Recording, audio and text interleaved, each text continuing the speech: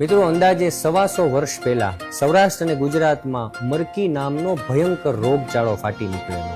ઈ મહામારીમાં એટલો ભયંકર સમય હતો કે આપણે વડીલો પાસેથી સાંભળ્યું છે કે હજી 2 લાશો સ્મશાનથી બાળી અને ગામમાં આવે ત્યાં બીજી 5 લાશો તૈયાર હોય. આવા કપરા સમયમાં એક પરિવારમાંથી એક નાનકડી 10-12 વર્ષની દીકરી બચી, બાકી બધાય પરિવારમાંથી મરકીમાં અવસાન પામ્યા. એ દીકરી ચાલતી ચાલતી ચાલતી બીજે ગામ જાય છે.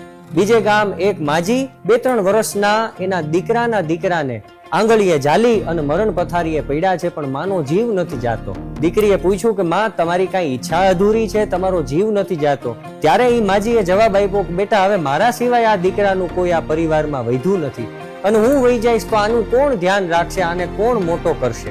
ત્યારે એ દીકરીએ કીધું કે માં, તમે જીવ છોડો, આનું ધ્યાન હું રાખીશ, આની સંભાળ હું લઈશ.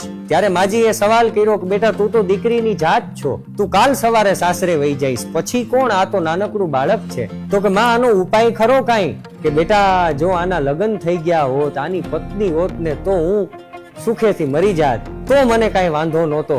ત્યારે એ સૌરાષ્ટ્રની 10-12 વર્ષની દીકરીએ એક પણ ક્ષણનો વિચાર કર્યા વગર એ માજીને કીધું કે માં, તમે પ્રાણ છોડી દો, આજથી ઈ મારા પતિ અને હું એની પત્ની. અને ઈ 10-12 વર્ષની સૌરાષ્ટ્રની દીકરી જ્યારે બજારમાં એના 2-3 વર્ષના પતિને કાંખમાં લઈ અને નીકળે, ત્યારે આ લોકગીત ગવાય કે નટવર નાનો રે, કાનો રમે છે મારી ગેડમાં, ફૂલ કુંવર નાનો રે, ગેડી દડો કાનાના હાથમાં. મિત્રો, માનવતા નામના મહાન ધર્મ માટે પોતાનો જીવ નહીં પણ આખું જીવન આપનારી આ દીકરીની વાતને, આ કથાને અને આ લોકગીતને લઈ અમે આવી ગયા છીએ.